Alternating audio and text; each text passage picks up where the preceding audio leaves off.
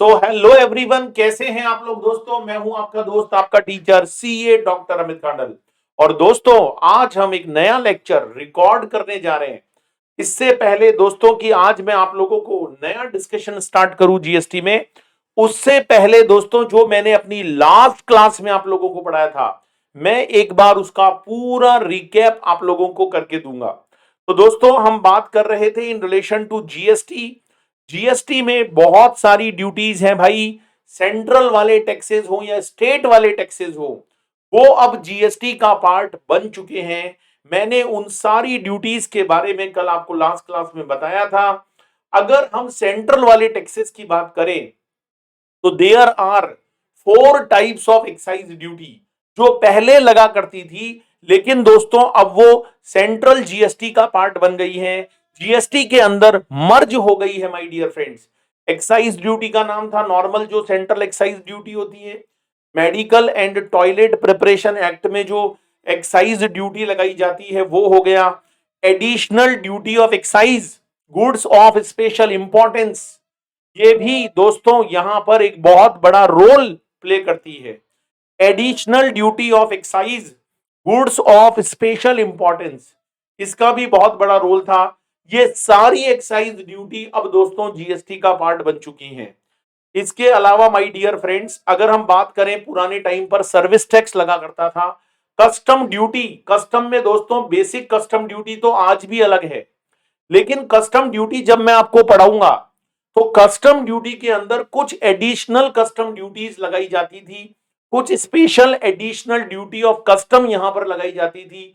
वो सारी की सारी ड्यूटीज दोस्तों अब जीएसटी का पार्ट बन गई है।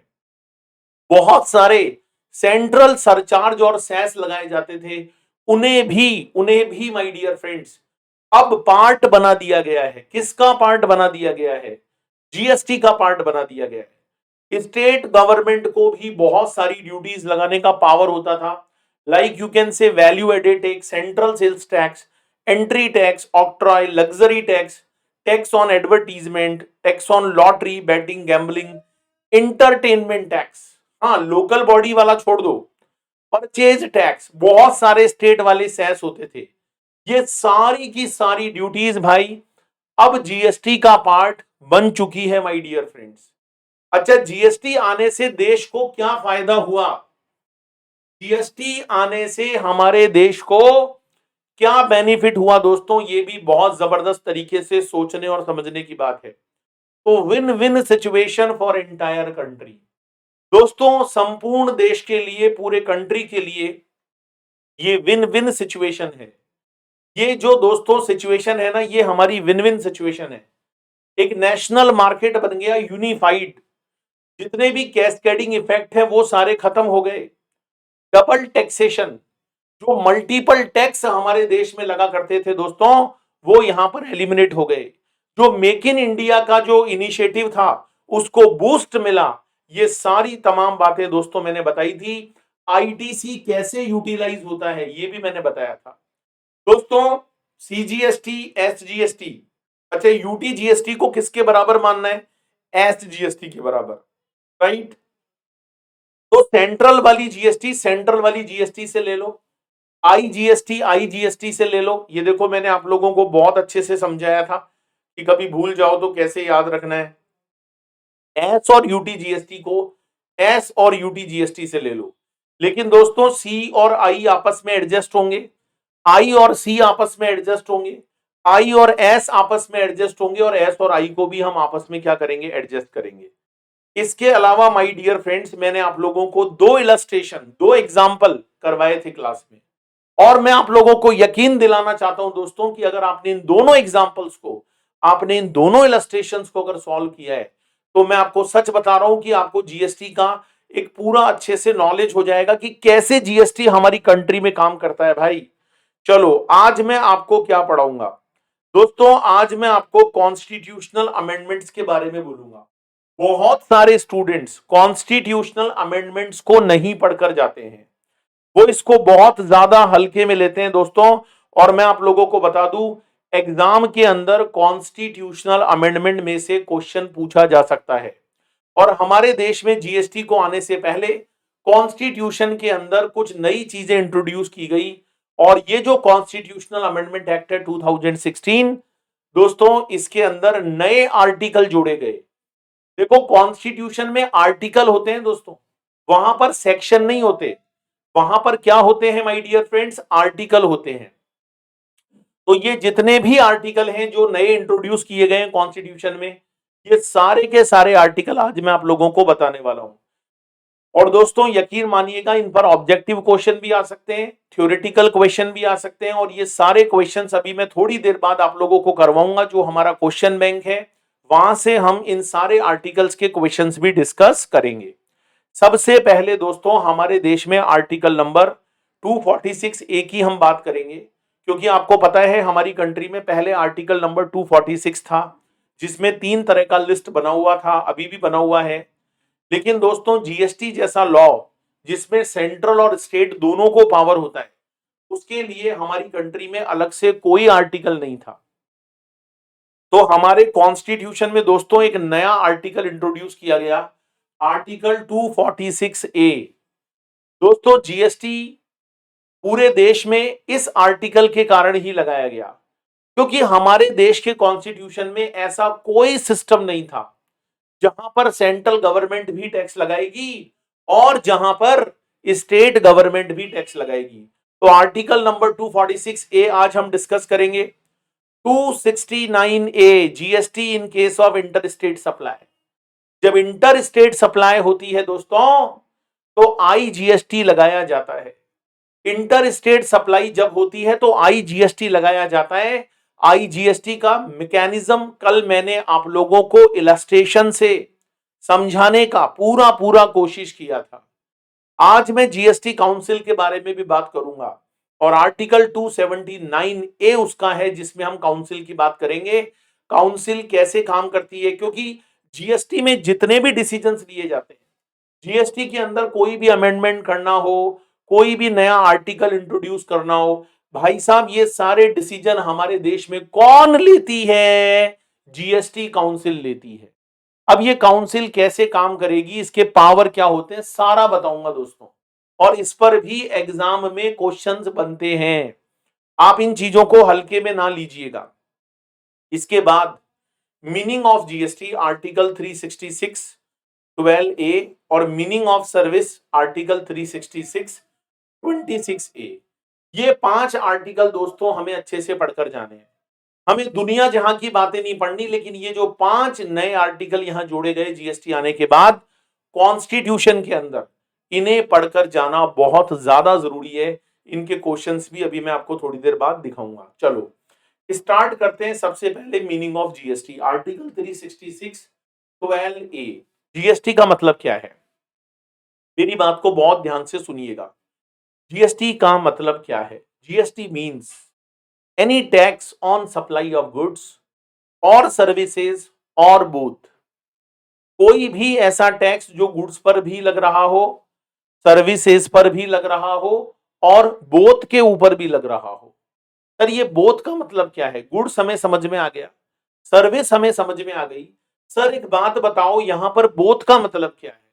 तो दोस्तों जैसे आप रेस्टोरेंट में खाना खाने जाते हो तो रेस्टोरेंट में सप्लाई ऑफ गुड्स भी होता है और वहां सप्लाई ऑफ सर्विस भी होती है, तो उसके ऊपर जीएसटी लगेगा, ठीक है। वैसे बोथ वाली सिचुएशन के बहुत सारे एग्जांपल हो सकते हैं इन रिलेशन टू कंस्ट्रक्शन, लेकिन जीएसटी आने के बाद ये जो बोथ वाली सिचुएशन है इसको बहुत अच्छे से क्लियर कर दिया गया है, जो कि मैं आप लोगों को शेड्यूल नंबर 2 में पढ़ाऊंगा। तो सबसे पहले भाई जीएसटी का मतलब क्या है, जीएसटी का मतलब है कोई भी ऐसा टैक्स जो किसी भी सप्लाई ऑफ गुड्स पर लगाया जाता है या सप्लाई ऑफ सर्विसेज पर लगाया जाता है या सप्लाई ऑफ बोथ पर लगाया जाता है, उसे हम लोग जीएसटी बोलते हैं। लेकिन ध्यान रखना, except taxes on supply of alcoholic liquor for human consumption. दारू जो होती है ना, शराब, जिसको हम लोग सोम रस भी बोलते हैं, एल्कोहल बोलते हैं, जिसको पीने के बाद थोड़ा मदमस्त हो जाता है इंसान।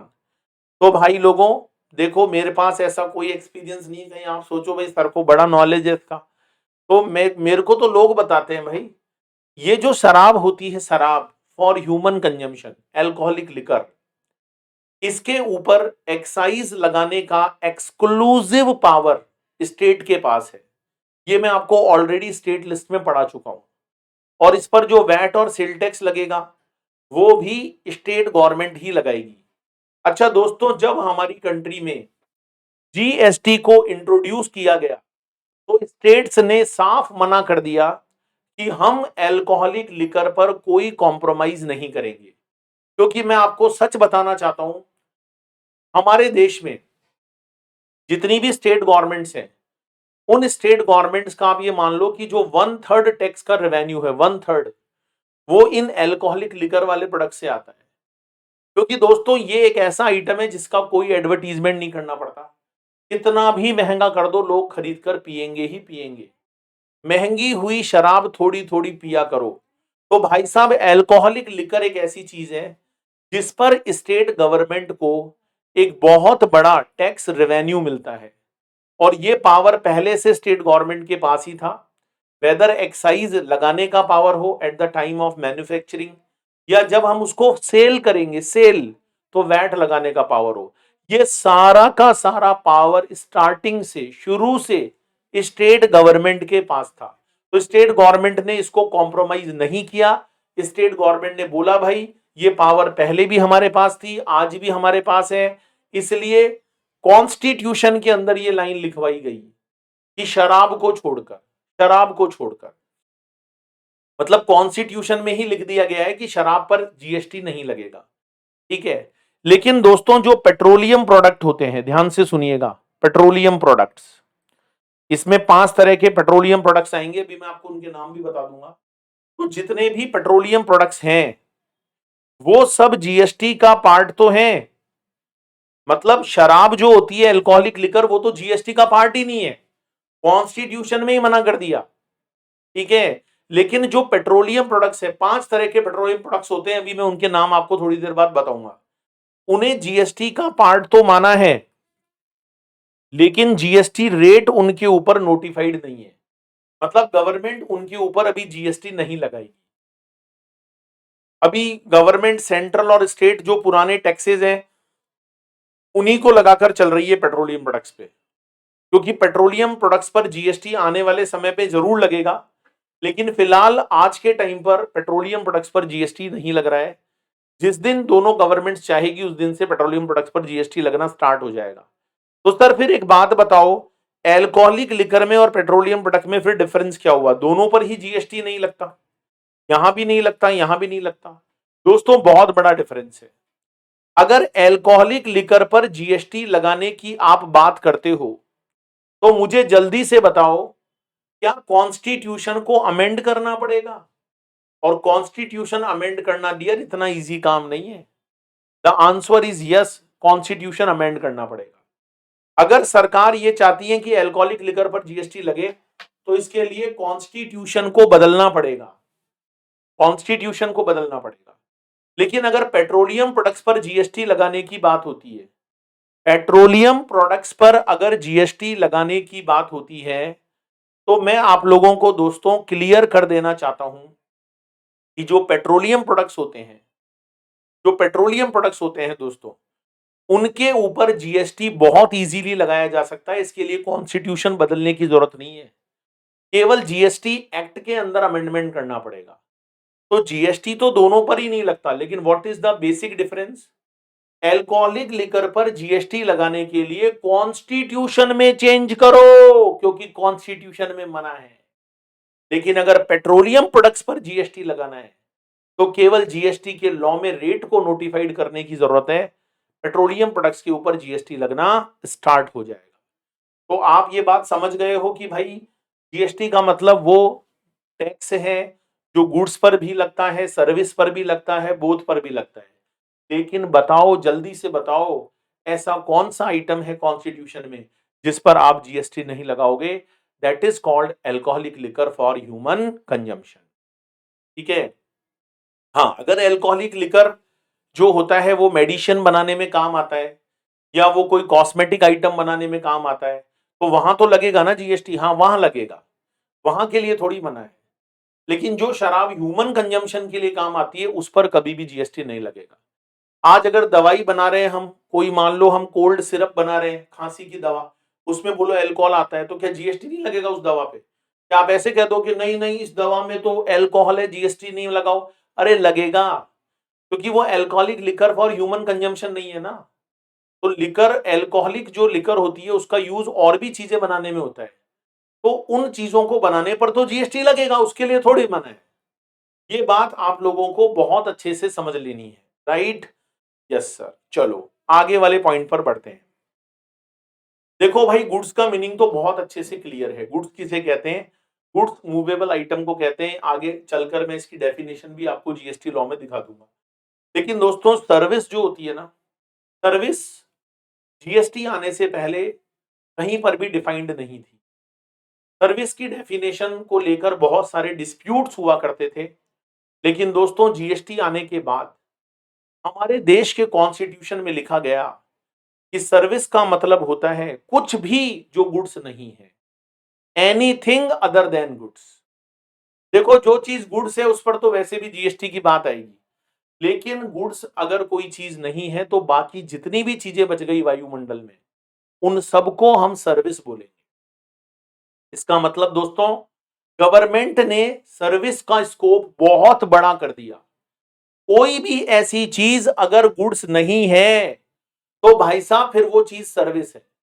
अगर हम किसी चीज को गुड्स नहीं मानते हैं तो इसका मतलब फिर वो सर्विस है। तो इसका मतलब एक तरह से जीएसटी लगाने की बात हो रही है, स्कोप को बढ़ाया गया कि गुड्स है तो बहुत अच्छा, और गुड्स नहीं है तो उस सारी चीजों को सर्विस मान लो। उन सारी चीजों को क्या मान लो? सर्विस। चलो अब हम बात करते हैं आर्टिकल 246E। दोस्तों, हमारे देश में 246 में 3 लिस्ट हुआ करती थी, आज भी हुआ करती है। सेंट्रल यूनियन लिस्ट बोलते थे, स्टेट लिस्ट और कॉन्करेंट लिस्ट। लेकिन दोस्तों, जीएसटी को इंट्रोड्यूस करने के लिए हमारी कंट्री में एक नया आर्टिकल कॉन्स्टिट्यूशन में ऐड किया गया, और उस आर्टिकल का नंबर है 246A, special provisions with respect to GST. With respect to GST, with respect to GST. तो ये एक नया आर्टिकल है दोस्तों, जिसे यहां पर इंट्रोड्यूस किया गया है।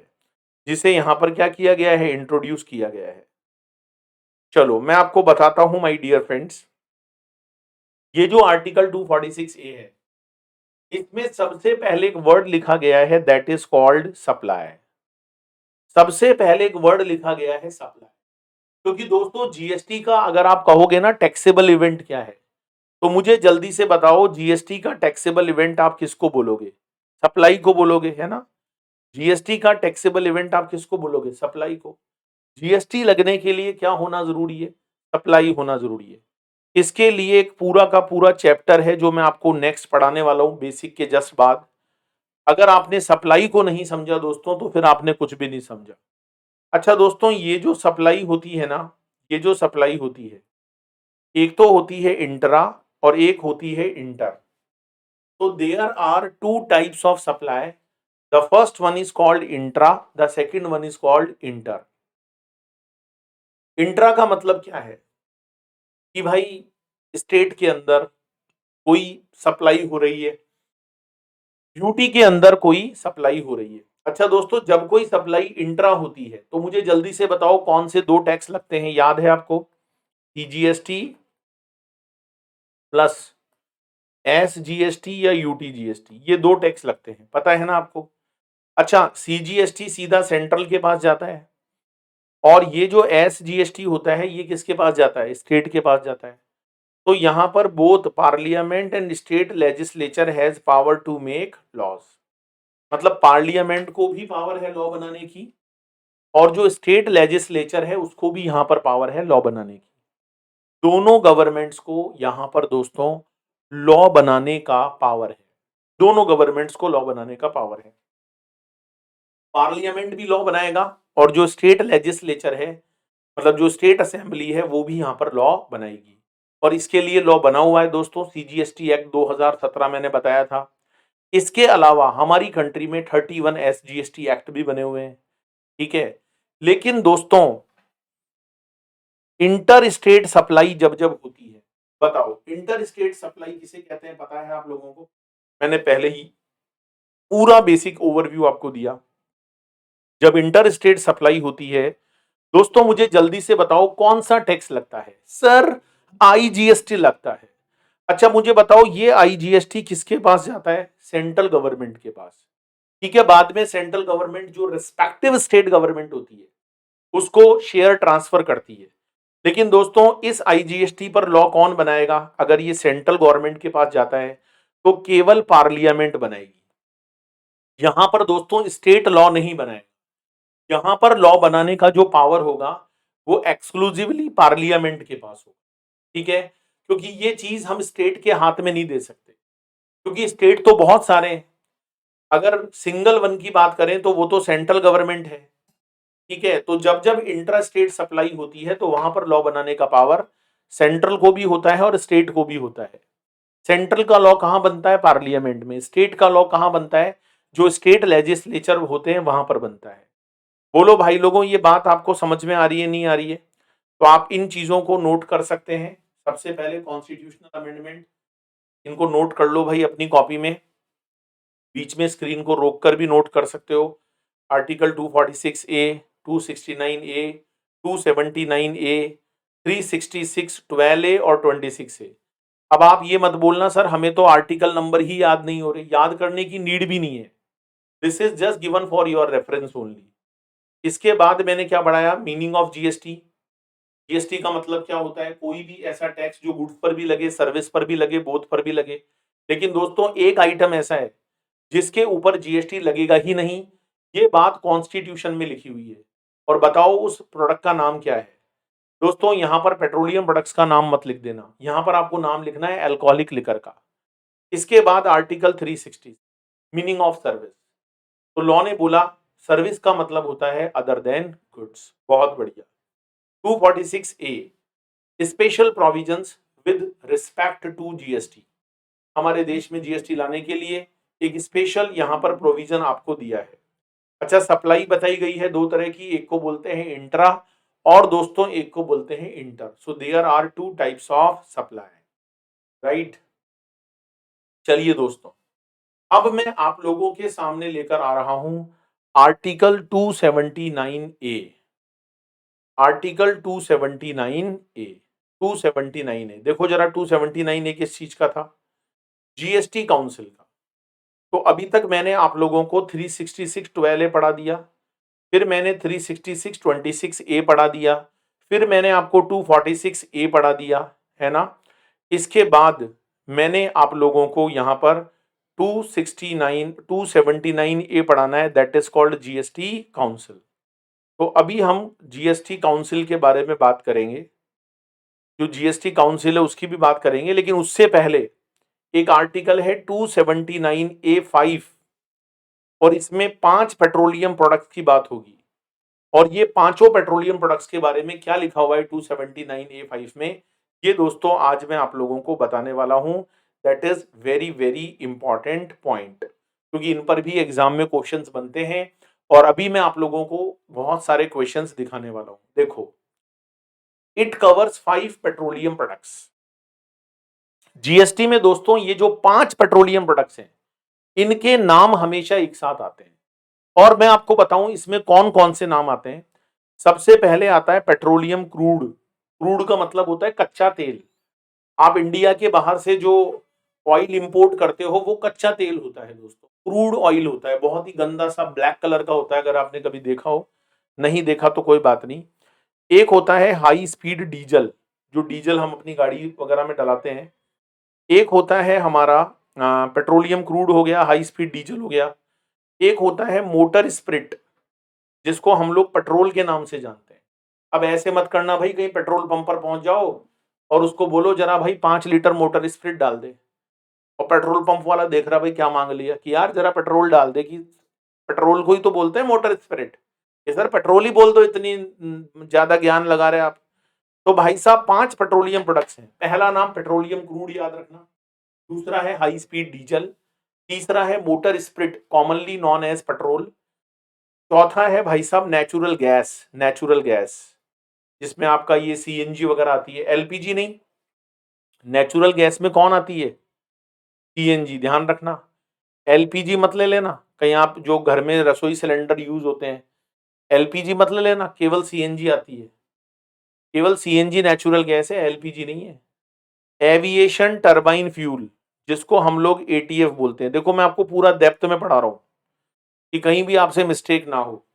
अच्छा दोस्तों, ये जो एविएशन टरबाइन फ्यूल है, ये वो तेल है भाई साहब जो हवाई जहाज में डलता है।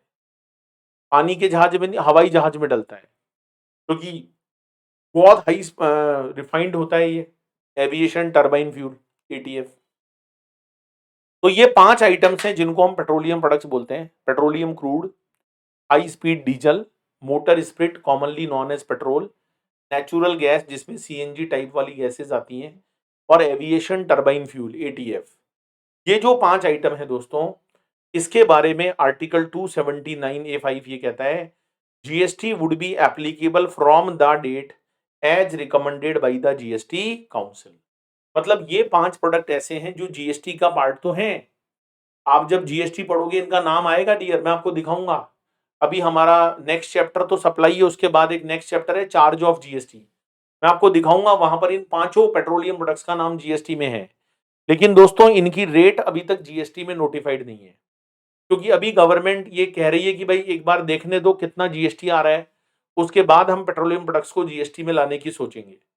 तो मुझे एक बात बताओ दोस्तों, अगर गवर्नमेंट को पेट्रोलियम प्रोडक्ट्स पर जीएसटी लगाना पड़े, और साथ ही साथ जो दारू होती है, जो शराब होती है, alcoholic liquor for human consumption, उस पर भी जीएसटी लगाना पड़े, तो मुझे बताओ गवर्नमेंट को जीएसटी लगाने में इजी कौन से प्रोडक्ट के केस में रहेगा? शराब पर जीएसटी लगाना इजी रहेगा या पेट्रोलियम प्रोडक्ट्स पर? The answer is petroleum products, because petroleum product पर जीएसटी लगाने के लिए केवल काउंसिल को डिसीजन लेना है और जीएसटी लगना स्टार्ट हो जाएगा। लेकिन दोस्तों शराब पर अगर जीएसटी लगाना है तो इसके लिए कॉन्स्टिट्यूशन को बदलना पड़ेगा, क्योंकि कॉन्स्टिट्यूशन में लिखा हुआ है अल्कोहलिक लिकर को छोड़कर। तो यहां तक बात समझ में आई आप लोगों को? क्लियर है? तो जो हमारी शराब होती है उसके ऊपर क्या लगता है भाई? शराब के ऊपर क्या लगता है? जो लिकर होती है उसके ऊपर क्या लगता है, मैं बताता हूं आपको। जो शराब होंगी ना, लिकर, एल्कोहलिक लिकर, उस पर लगेगी एक तो state excise duty, state excise लगेगी, जो स्टेट का वैट है वो लगेगा। जो पेट्रोलियम प्रोडक्ट्स हैं, पेट्रोलियम प्रोडक्ट्स, इनके ऊपर लगेगी सेंट्रल एक्साइज ड्यूटी, और जो स्टेट का वैट है वो लगेगा। यहां पर स्टेट एक्साइज ड्यूटी नहीं लगती है, पेट्रोलियम प्रोडक्ट्स पर सेंट्रल एक्साइज ड्यूटी लगती है और वैट लगता है। अच्छा, जीएसटी अल्कोहलिक लिकर पर भी नहीं है, और जीएसटी जो होता है वो पेट्रोलियम प्रोडक्ट्स पर भी नहीं है। लेकिन दोस्तों कुछ आइटम ऐसे हैं, कुछ आइटम ऐसे हैं जिनके ऊपर ओल्ड जो टैक्सेस हैं हमारे, जैसे आप एक्साइज का नाम ले लो, जैसे आप वैट का नाम ले लो, प्लस जो न्यू जीएसटी आया है, ये दोनों लगाए जाते हैं। अरे वाह, ये क्या बात! हाँ दोस्तों, कुछ ऐसे आइटम है जैसे टोबैको एंड टोबैको प्रोडक्ट्स, जिनको हम सिन गुड्स बोलते हैं, सिन गुड्स। ये वो गुड्स है my dear friends, tobacco and tobacco products, जिनके ऊपर सेंट्रल गवर्नमेंट एक्साइज ड्यूटी भी लगाती है इन एडिशन टू जीएसटी। जैसे ओपीएम है, भांग है, गांजा है, टोबैको है। तो ये जितने भी टोबैको प्रोडक्ट्स हैं दोस्तों, जो टोबैको प्रोडक्ट्स होते हैं, चैनी खैनी चैन से मजा लो, ये जो तंबाकू खाने वाले हैं ना, वो ऐसे ऐसे करते हैं और फिर यूं चूना लगा के ऐसे ऐसे करते हैं, यूं करके यूं करते हैं, टोबैको प्रोडक्ट्स। अरे गंदे गंदे आइटम है दोस्तों। पता है इसको खाने से कैंसर होता है, इतनी खतरनाक तरीके की फोटो भी होती है टोबैको प्रोडक्ट्स पे, फिर भी लोग इनको खाते हैं। तो गवर्नमेंट ने बोली भाई खाते हैं तो बहुत बढ़िया, ये तो बहुत अच्छा सोर्स है रेवेन्यू कमाने का, तो इनके ऊपर एक्साइज ड्यूटी भी लगाई जाती है और दोस्तों जीएसटी भी लगाया जाता है।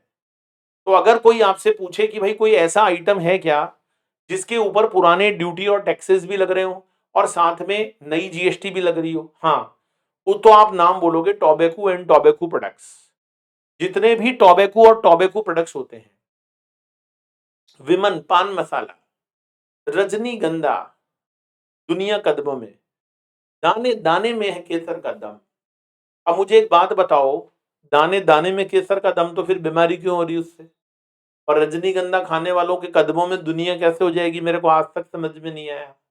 तो ये जितने भी टोबैको प्रोडक्ट्स हैं भाई, इनके ऊपर पुराना लॉ भी लगेगा और दोस्तों इनके ऊपर जीएसटी को भी लगाया जाएगा। दोनों चीजें यहां पर लगाई जाएगी।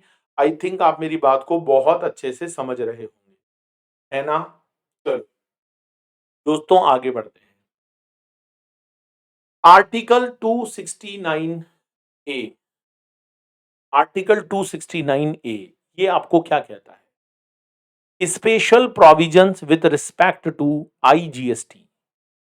आईजीएसटी के बारे में कुछ स्पेशल प्रोविजंस की बात करता है। क्या करता है जरा एक बार पढ़कर देखते हैं। और दोस्तों मैं आपको यकीन दिलाता हूं, जैसे ही आप पढ़ोगे आपको समझ में आ जाएगा भाई ऐसी क्या स्पेशल प्रोविजन, क्योंकि कल जो मैंने आपको क्वेश्चन करवाया था उसमें ये सारी बातें कवर्ड थी। चलो एक बार पढ़कर देखते हैं। GST on inter state supply shall be levied and collected by government of India. जो भी इंटर स्टेट सप्लाई होती है उसके ऊपर जीएसटी को लगाना और कलेक्ट करना गवर्नमेंट ऑफ इंडिया का काम है, मतलब सेंट्रल गवर्नमेंट का, स्टेट का काम नहीं है। और याद करो दोस्तों, कल जो क्वेश्चन मैंने आप लोगों को सॉल्व करवाया था उसके अंदर भी ये जो जीएसटी होता था इंटर स्टेट सप्लाई पर, इसे लगाना और इसको कलेक्ट करना ये सब सेंट्रल गवर्नमेंट का काम होता था, उसमें स्टेट का कोई लेना देना नहीं होता। दूसरी इंपॉर्टेंट बात, such tax shall be apportioned between union and states in the manner provided by parliament by law on the recommendation of the council। उसको कैसे बांटा जाएगा, क्या मैकेनिज्म होगा, ये सारी बातें पार्लियामेंट तय करेगा। ठीक है, बिटवीन यूनियन एंड स्टेट, उसको यूनियन और स्टेट में कैसे शेयर करना है, ये सारा काम पार्लियामेंट का है दोस्तों। और इसके लिए जीएसटी काउंसिल का रिकमेंडेशन लगेगा। तो ये सारी बातें बोलो कल हुई थी या नहीं हुई थी? आईजीएसटी का पैसा पूरा सेंट्रल के पास गया था या नहीं गया था? और फिर जब फाइनली सीजीएसटी और एसजीएसटी लगा था तो उस आईजीएसटी में से जितना शेयर सीजीएसटी ने अपना रख लिया था बाकी स्टेट को ट्रांसफर किया था या नहीं? तो ये सारी बात है दोस्तों। तो आर्टिकल नंबर 269 ए कॉन्स्टिट्यूशन में इंटर स्टेट सप्लाई के केस में जो आईजीएसटी लगाया जाता है उसको प्रपोर्शन करने की बात करता है। बोलो भाई यहां तक की सारी बात समझ में आई क्या सब लोगों को? अगर आप जल्दी से मुझे बता दोगे तो भाई मुझे बहुत ही अच्छा लगेगा। हाँ सर, यहां तक की बात तो हमको समझ में आ गई। चलो उसके बाद आगे बढ़ते हैं आर्टिकल 279 ए। देखो आर्टिकल और सेक्शन नंबर अगर आपको याद नहीं भी होते हैं तो टेंशन नहीं लेने का, इनका अलग से कोई एक्स्ट्रा मार्क्स एग्जाम में नहीं होता। हाँ, अगर आपको कोई आर्टिकल या सेक्शन नंबर लर्न है और आप बहुत अच्छे से कॉन्फिडेंट हो कि हाँ जी हमें लर्न है, तो कोई दिक्कत वाली बात नहीं है भाई, कोई दिक्कत वाली बात नहीं है। आप केवल प्रोविजन को अच्छे से लिख कर आओ, आपका वहीं पर काम हो जाएगा। मैंने तो AIR 1 का कॉपी का पूरा चेकिंग करके बताया है मेरे यूट्यूब चैनल पर, उसमें कुछ भी सेक्शन नहीं लिखा हुआ, फिर भी उन लोगों का 70-80 मार्क्स आया है। चलो छोड़ो इस बात को, सर आप तो आगे पढ़ाओ क्या है। दोस्तों मुझे एक बात बताओ, क्या जीएसटी पर पूरा कंट्रोल सेंट्रल गवर्नमेंट का है? नहीं। या जीएसटी पर पूरा का पूरा कंट्रोल स्टेट गवर्नमेंट का है? नहीं सर, ऐसा नहीं है, दोनों का ही कंट्रोल नहीं है। तो कंट्रोल फिर है किसका, मुझे बताओ, कंट्रोल फिर है किसका?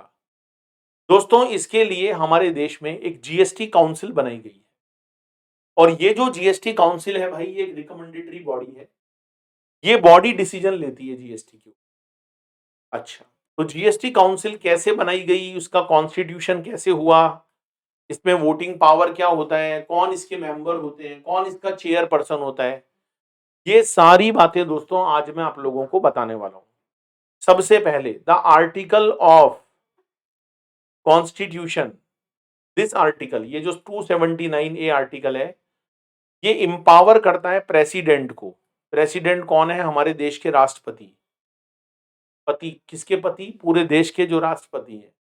Article this article constitution power to president to constitute a joint forum of central और स्टेट गवर्नमेंट। मतलब एक तरह से काउंसिल जो है वो एक ज्वाइंट फॉरम है सेंट्रल गवर्नमेंट का और स्टेट गवर्नमेंट का, जिसे हम लोग यहाँ पर जीएसटी काउंसिल बोलते हैं। क्योंकि जब जब हम जीएसटी पढ़ते हैं दोस्तों, और आगे आने वाले चैप्टर्स में आप देखना, मैं जीएसटी काउंसिल का नाम बार बार लूंगा।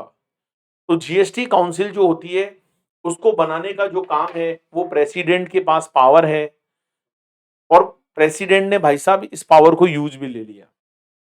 काउंसिल के फंक्शन क्या होते हैं? ये जो काउंसिल बनाई गई है भाई, इसके फंक्शन क्या होते हैं, इसका काम क्या होता है?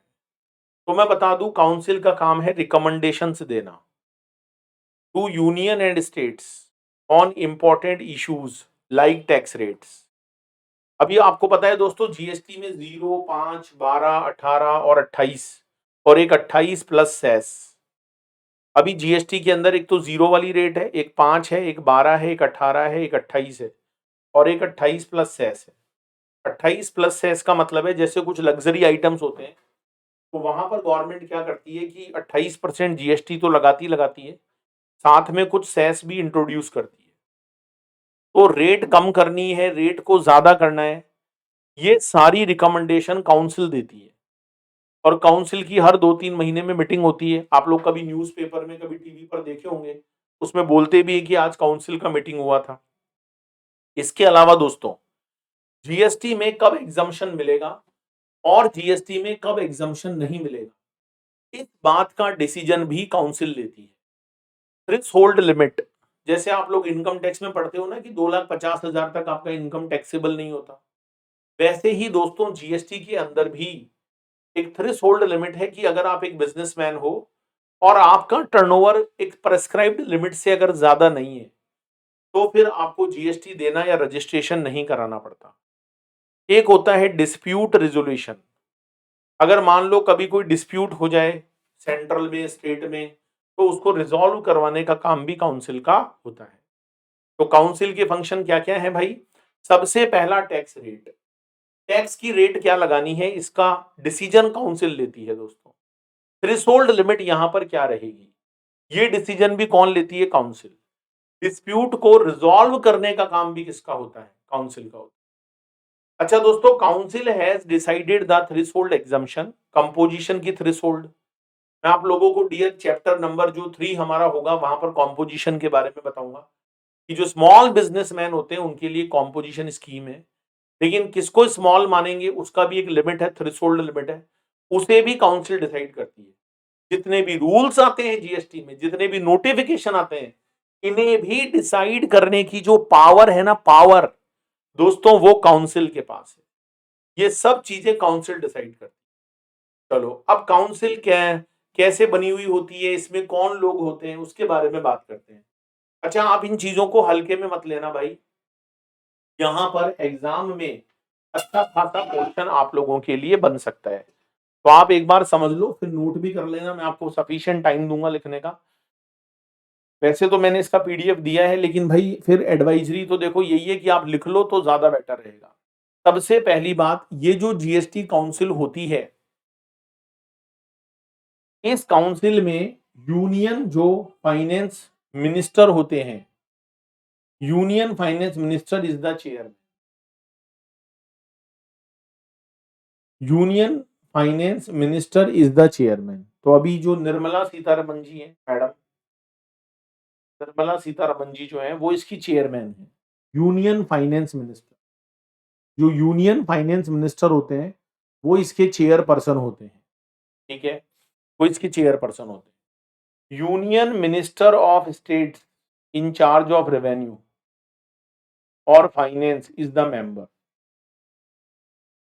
अब आपको जैसे ही स्टेट का नाम आया तो आपको लगा होगा यार ये स्टेट के किसी मिनिस्टर की बात हो रही है, ना ना ना दोस्तों, जो यूनियन कैबिनेट होती है ना, केंद्रीय जो हमारा सेंट्रल की जो गवर्नमेंट होती है, उसके अंदर दो तरह के मंत्री होते हैं। एक होता है यूनियन फाइनेंस मिनिस्टर, और एक होता है यूनियन मिनिस्टर ऑफ स्टेट, जिसको हम राज्य मंत्री बोलते हैं।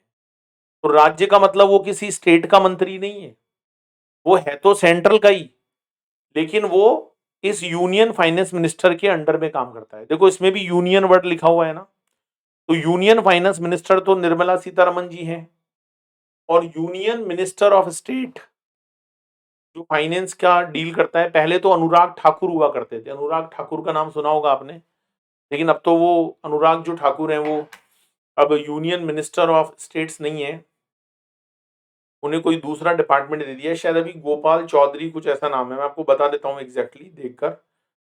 हाँ, शायद गोपाल चौधरी जी हैं। अभी चेंज हो गया है ये, रिसेंटली जो है ये अभी अभी चेंज हो गया है।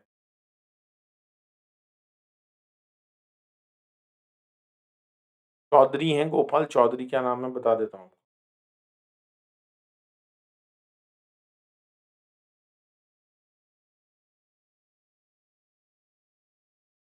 इनका नाम है पंकज चौधरी, नॉट गोपाल चौधरी। अभी जो हमारी यूनियन मिनिस्टर ऑफ स्टेट्स हैं वो हैं पंकज चौधरी जी। पंकज चौधरी जी जो हैं वो शायद आई थिंक यूपी से बिलोंग करते हैं, गोरखपुर से। तो ये अभी हमारे यूनियन जो है मिनिस्टर ऑफ स्टेट हैं। एक तो होता है केंद्रीय वित्त मंत्री और एक होता है केंद्रीय राज्य मंत्री। तो दोनों केंद्रीय हैं, दोनों सेंट्रल है, लेकिन जो यूनियन फाइनेंस मिनिस्टर है वो सबसे बड़ा है और जो राज्य मंत्री है वो उसके अंडर में है।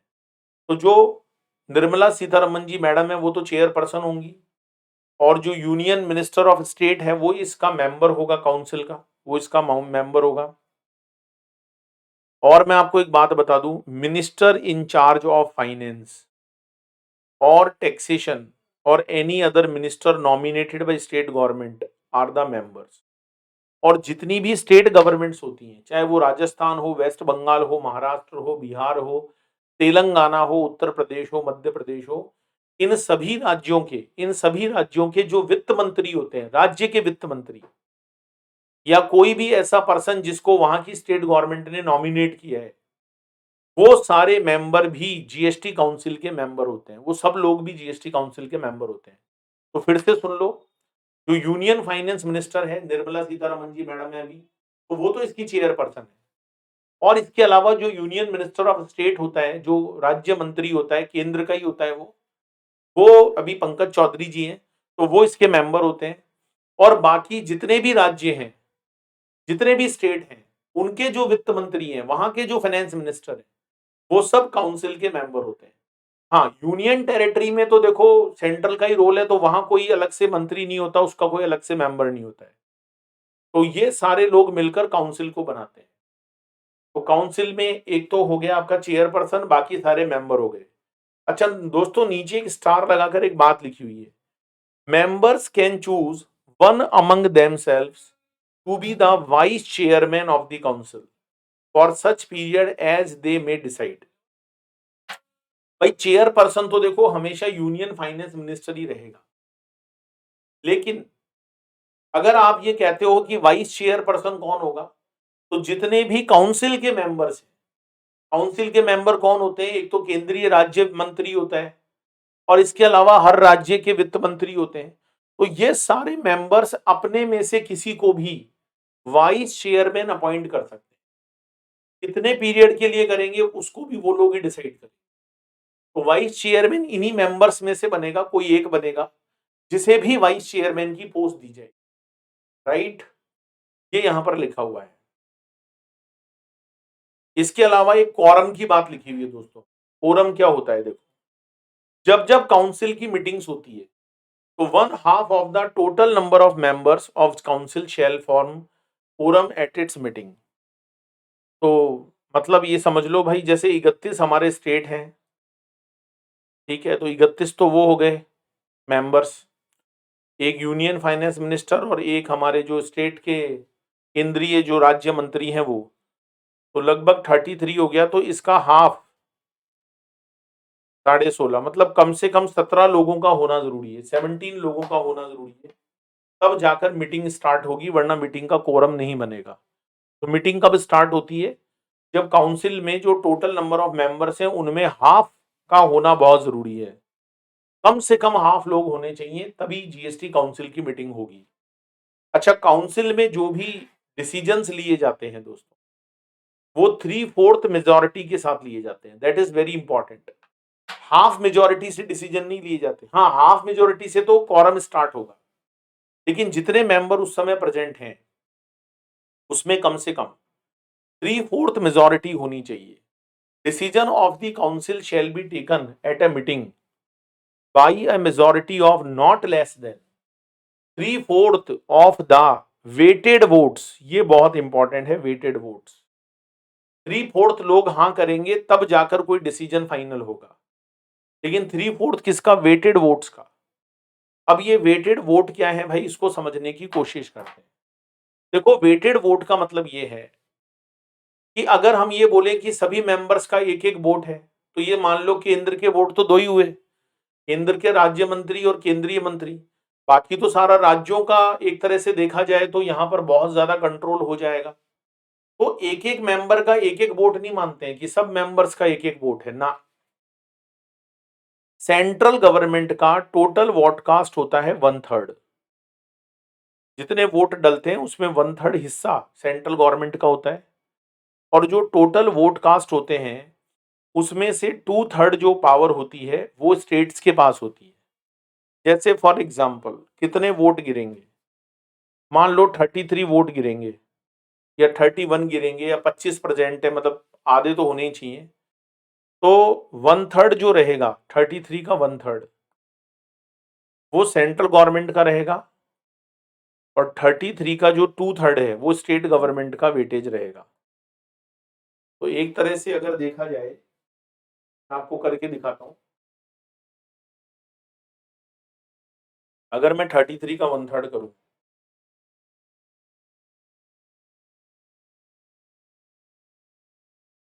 तो 11 वोट हो गए सेंट्रल गवर्नमेंट के और 22 वोट हो गए स्टेट्स के। एक तरह से ये सिस्टम है। ऐसा नहीं है कि हर मेंबर का एक एक वोट है, फिर तो राज्य शक्तिशाली हो जाएंगे। तो टोटल जो वोट कास्ट होता है उसका 1/3 सेंट्रल गवर्नमेंट का होता है, और जो टोटल वोट कास्ट होता है उसका 2/3 स्टेट गवर्नमेंट का होता है। मान लो 33 वोट गिरेंगे, सारे प्रेजेंट है, 31 स्टेट प्रेजेंट है, एक यूनियन फाइनेंस मिनिस्टर प्रेजेंट है, और एक जो यूनियन स्टेट मिनिस्टर है वो प्रेजेंट है। तो 11 वोट हो जाएंगे सेंट्रल के, और 22 जो वोट हो जाएंगे वो हो जाएंगे किसके?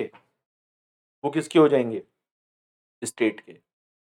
अच्छा, डिसीजन जो लिया जाएगा वो 3/4 से लिया जाएगा, 3/4। तो मुझे एक बात बताओ भाई, 33 का 3/4 कितना होता है?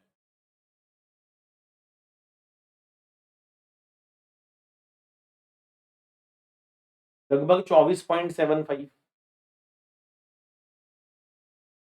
24.75 मतलब अगर 25 वोट मिल जाते हैं, 33 में से 25 वोट अगर मिल जाते हैं, तो इसका मतलब भाई साहब वो जो काउंसिल का डिसीजन है वो पक्का हो जाएगा। अब 25 में से 11 वोट तो सेंट्रल के हैं ही, अगर देखा जाए तो 11 वोट तो सेंट्रल के हैं ही, 1/3 वेटेज है ना उसका। तो 25 में से 11 हटा लो, 14 वोट और चाहिए।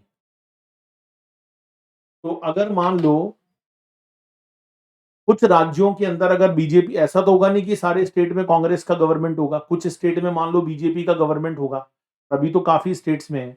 तो इसका मतलब यहां पर जो बीजेपी चाहेगी वैसे वो लोग काउंसिल के अंदर डिसीजन होगा, क्योंकि जो सिस्टम है वो क्या है कि जो वेटेड वोट्स होते हैं उनका 3/4 मेजोरिटी चाहिए। अब वेटेड वोट्स का मतलब है टोटल वोट का 1/3 सेंट्रल गवर्नमेंट का हिस्सा, और टोटल वोट्स का 2/3 स्टेट गवर्नमेंट्स का हिस्सा। तो 1/3 तो अपनी एक तरफ है ही, 1/3 तो एक तरफ है ही। अच्छा, आपको 3/4 चाहिए, आपको 3/4 चाहिए, तो 3/4 में से 1/3 तो आपके पास है ही, बाकी का आप वेटेड वोट ले लो। तो ऐसा तो है नहीं कि सारा स्टेट कांग्रेस का है, काफी स्टेट्स बीजेपी का है। तो 11 वोट वो हो गए, 14 वोट आप 22 में से और ले लो स्टेट गवर्नमेंट के। तो बोलो जो काउंसिल में डिसीजन बीजेपी चाहेगी वैसे पास होगा। तो ये मैं आपको यहाँ पर बताना चाह रहा था, बाकी इसका एग्जाम से कोई सच लेना देना नहीं है। तो ये चीज आप लोगों को यहाँ पर क्लियर हो जानी चाहिए। दोबारा से सुन लो, आप इसको नोट भी कर लो भाई, आप लोग इसको नोट भी कर लो। तो 279A में हम काउंसिल की बात कर रहे हैं। काउंसिल के अंदर जो प्रेसिडेंट होता है उसको पावर होती है काउंसिल बनाने की। फंक्शन क्या होते हैं काउंसिल के? टैक्स रेट्स को एडजस्ट करना, exemption, threshold limit, dispute resolution करना, ये सब उसके काम होते हैं। काउंसिल में कौन होता है? यूनियन फाइनेंस मिनिस्टर चेयरपर्सन होता है, वो चेयरपर्सन होता है। जो स्टेट वाला यूनियन मिनिस्टर है वो इसका मेंबर होता है। बाकी हर राज्य का एक एक फाइनेंस मिनिस्टर जो है मेंबर होता है। वाइस चेयरमैन मेंबर अपने में से किसी भी बंदे को चुन सकते हैं। टोटल नंबर ऑफ जो मेंबर्स हैं काउंसिल के, उसमें 1/2 का होना जरूरी है at the time of meeting. आधे लोग होना जरूरी है। अच्छा, अब जितने लोग वहां पर प्रेजेंट होंगे उनका 3/4 मेजोरिटी चाहिए। जितने लोग, अगर मान लो 30 लोग प्रेजेंट हैं, 30 का मतलब हो गया इंटू 3 डिवाइडेड बाई 4, तो मतलब 23 लोग होने चाहिए। 23 लोग अगर होंगे तो डिसीजन पास होगा 30 में। अगर मान लो 40 हैं तो इंटू 3 डिवाइडेड बाई 4, 30 लोगों का एक तरफ होना जरूरी है। अच्छा, ये जो 3/4 आप लेते हो, ये वोटिंग पावर का लेना है, वेटेड वोट का। वेटेड वोट कैसे निकलेगा? जितने वोट कास्ट होंगे उसका 1/3 सेंट्रल गवर्नमेंट माना जाएगा, और जितने वोट कास्ट होंगे उसका 2/3 स्टेट गवर्नमेंट का माना जाएगा। तो ये सारी बातें दोस्तों मैंने आप लोगों को बताई। चलिए आगे डिस्कस करते हैं माय डियर फ्रेंड्स। देखो आगे क्या लिखा है। No act or proceedings of the council shall be invalid merely by the reasons of. No act or proceeding of the council shall be invalid merely by the reasons of. मेरी बात को बहुत ध्यान से सुनिए। मान लो जो काउंसिल बनाई गई है उसके कॉन्स्टिट्यूशन में कोई वैकेंसी चल रही है। मान लो कोई चेयरपर्सन या वाइस चेयरपर्सन या मेंबर की पोस्ट खाली है, और काउंसिल ने मीटिंग कर ली और कोई डिसीजन पास कर लिया, तो क्या आप ये कह दोगे कि काउंसिल की प्रोसीडिंग इनवैलिड है क्योंकि वहां पर एक वैकेंसी खाली थी? अरे वैकेंसी खाली थी तो थी, उससे क्या मतलब है? या मान लो कोई डिफेक्ट था इन अपॉइंटमेंट ऑफ मेंबर्स को जब अपॉइंट किया गया था काउंसिल में, तो उसमें कोई डिफेक्ट था, कोई गलती थी, कोई प्रोसीजरियल इरेगुलरिटी थी काउंसिल की, जो not affecting the merits of the case. तो अगर काउंसिल ने, जैसे मान लो, मैं आपको एक एग्जांपल देता हूं, मान लो काउंसिल का मीटिंग 11 बजे स्टार्ट होना था, ऐसा पास किया गया था, लेकिन मीटिंग 11:30 बजे स्टार्ट हुई, तो आप ये कह दोगे कि नहीं, मीटिंग ही इनवैलिड है, 11 की जगह 11:30 क्यों स्टार्ट हुई? तो ऐसा नहीं होता है भाई, ऐसा नहीं होता है। काउंसिल का जो भी डिसीजन होगा या जो भी उसकी प्रोसीडिंग्स होगी, उसको आप इस बेसिस पर इनवैलिड नहीं कह सकते कि वहां पर कोई पोस्ट वैकेंट थी, या वहां पर किसी मेंबर को अपॉइंट किया गया था उसमें कोई डिफेक्ट था, या कोई प्रोसीजरियल इरेगुलरिटी थी। उससे आप ये नहीं कह सकते कि काउंसिल ने जो भी काम किया है, जो भी प्रोसीडिंग्स करी है, वो इनवैलिड है। ना ना जी ना, ऐसे कैसे मान लें? ऐसे कैसे मान भाई, ऐसे कैसे मान लें? अभी मैं आपको इसके क्वेश्चंस भी दिखाऊंगा दोस्तों।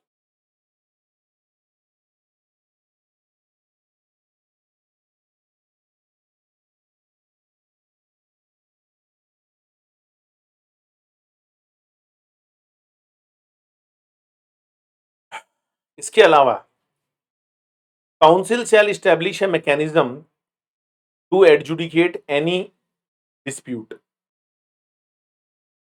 मान लो दोस्तों, मान लो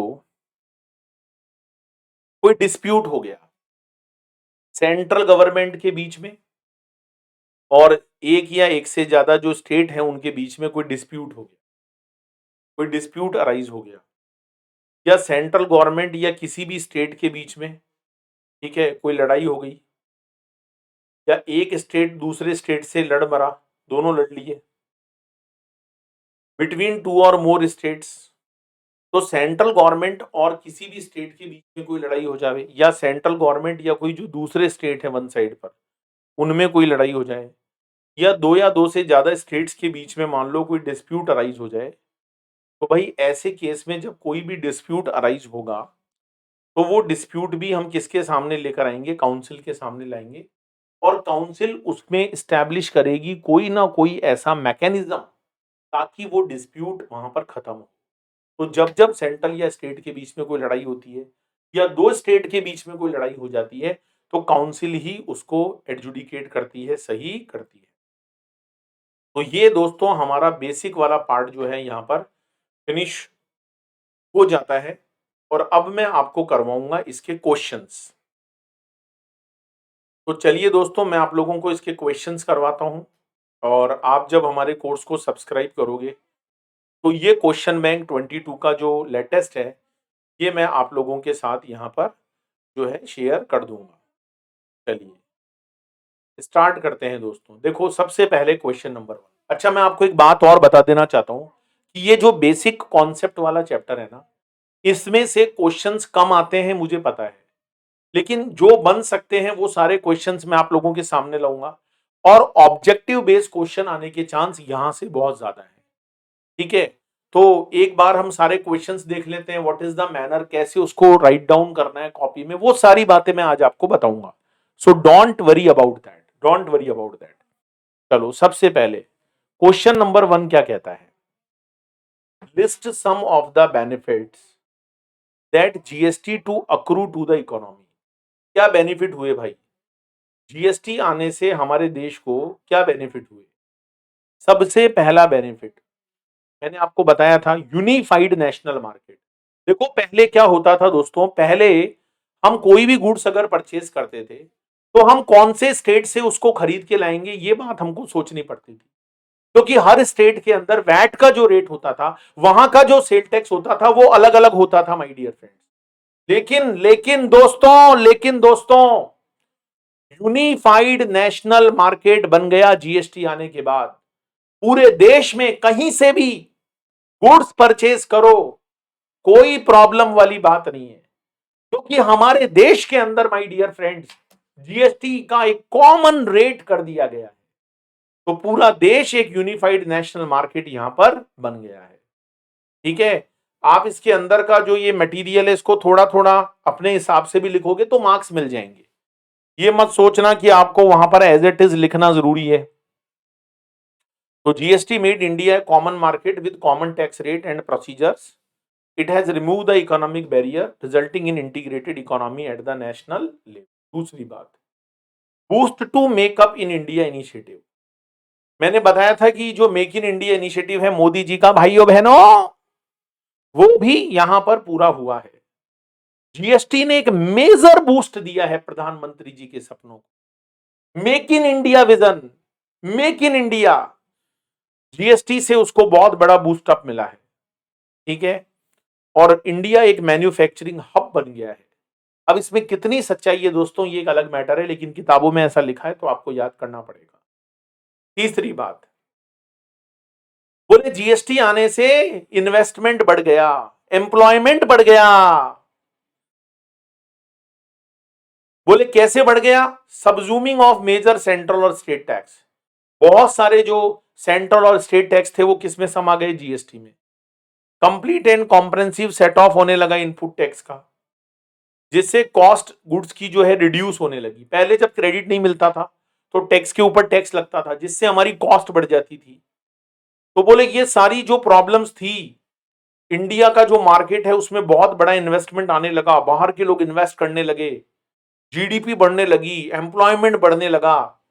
दोस्तों इन दावों में कितनी सच्चाई है, ये हमें प्रैक्टिकल आज के मार्केट को देखने से पता लगती है। लेकिन ठीक है भाई, अगर एग्जाम में पूछेगा तो हम वहां पर लिखेंगे, और जरूरी नहीं है दोस्तों कि अंदर का मटेरियल आप उतना ही लिखो। आप अगर थोड़ा थोड़ा अपने वर्ड्स में भी एक्सप्रेस करोगे तो कोई दिक्कत वाली बात नहीं है। तो पहला जो सबसे बड़ा बेनिफिट है that is called creation of unified national market. दूसरा है boost to makeup in India initiative. तीसरा है भाई enhance investment and employment. Theoretical questions हैं, इनमें आपको ज्यादा दिमाग नहीं लगाना। असली क्वेश्चन तो अभी आपके नेक्स्ट चैप्टर से स्टार्ट होंगे, सप्लाई से। चलो, क्वेश्चन नंबर 2 भी बहुत सिंपल है। Explain with the help of examples how a particular transaction of goods and services is tax simultaneously under GST, CGST and SGST. Example देकर बताओ कैसे काम करते हैं। तो देखो यहां पर आपको दो एग्जाम्पल बेसिकली दिए हुए हैं कि ये जो जीएसटी होता है ये सेंट्रल लेवल पर भी काम करता है और स्टेट पर भी। सेंट्रल जीएसटी और स्टेट जो जीएसटी होते हैं साइमल्टेनियसली ऑन इंट्रा स्टेट और इंटर स्टेट के बारे में आपको यहाँ पर बताना है। जब इंट्रा सप्लाई होगी तो सीजीएसटी और एसजीएसटी लगेगा। ठीक है, और यहाँ पर जो पूरा देश है उसमें एक ही रेट होगी, ये भी इंपॉर्टेंट है। अब इसने एग्जाम्पल देकर भी समझा दिया। सपोज जीएसटी सीजीएसटी का रेट 10% है और माय डियर फ्रेंड एसजीएसटी का रेट भी 10% है। अब 100 रुपए का प्रोडक्ट है, ठीक है, अब आप उसको यूपी में सप्लाई करोगे। सपोज करो आप यूपी के हो और सप्लाई भी यूपी में हो रही है, तो 10 रुपया सीजीएसटी लगेगा और 10 रुपया एसजीएसटी।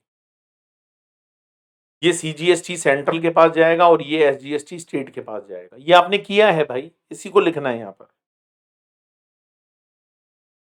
अच्छा दोस्तों, एक बात और बता देना चाहता हूं, ये जो अमाउंट होता है भाई सीजीएसटी और एसजीएसटी का, इसका क्रेडिट सेट ऑफ होता है। मतलब जब आप उसकी फर्दर सप्लाई करोगे, दोबारा से सीजीएसटी और एसजीएसटी लगेगा और आप उसकी क्रेडिट ले पाओगे।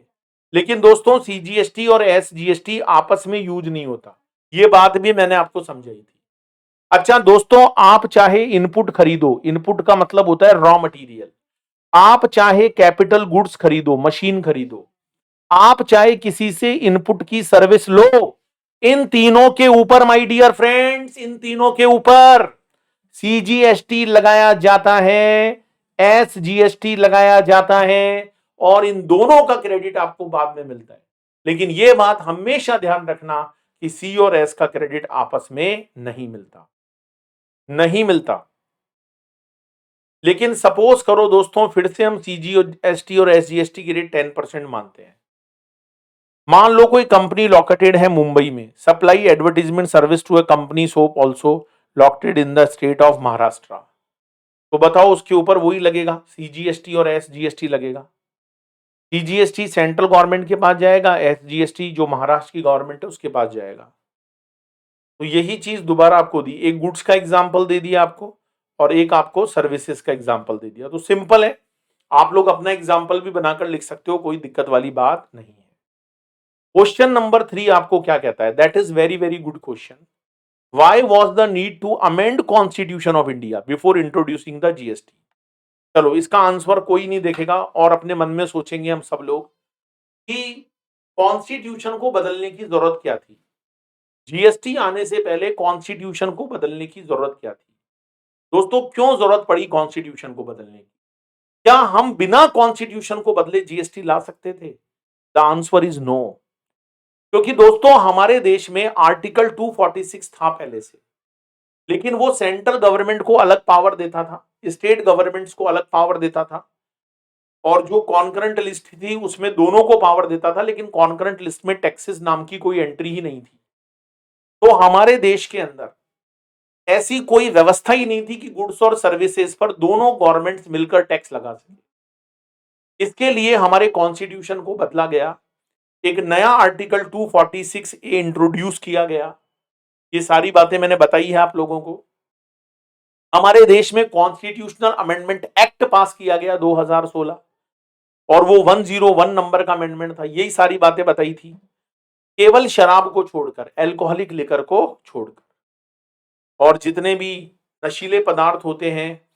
तो देखो यही सारा लिखा हुआ है, physical powers between central and state.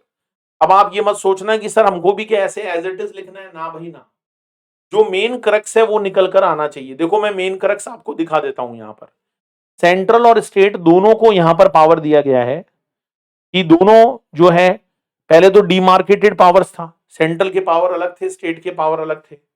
Central has the power to tax on manufacturing except alcoholic liquor और ओपियम नार्कोटिक्स, जो भांग गांजा होता है उसको छोड़कर, while state has the power to levy tax on sale of goods. दोनों के अलग अलग पावर थे।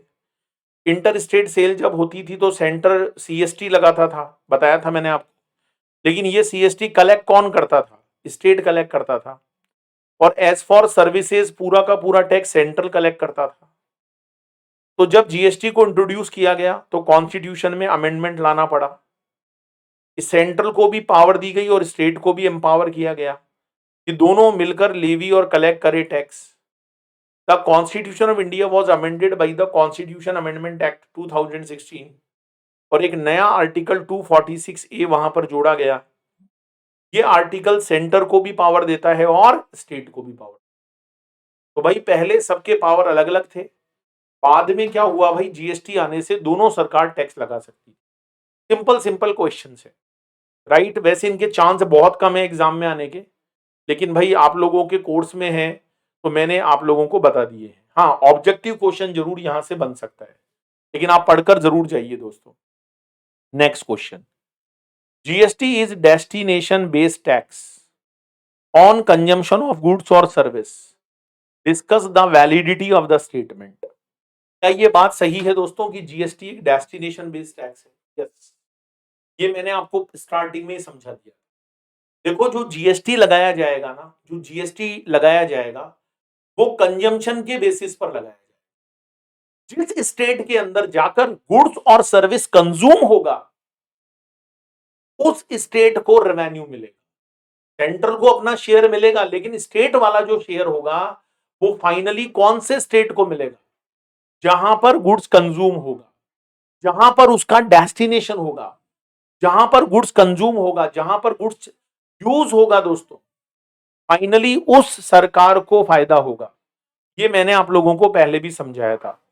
तो आप इसका आंसर कैसे प्रेजेंट करेंगे? सबसे पहले आप लिखेंगे the statement is valid, GST is destination based tax on consumption of goods and service. ये जो क्वेश्चन में लिखा था वही आपको लिखना है।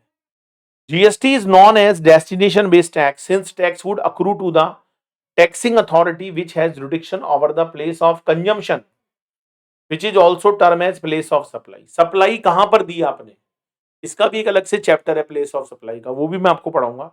देखो एग्जाम्पल दिया है, आप भी अपना एग्जाम्पल दे सकते हो।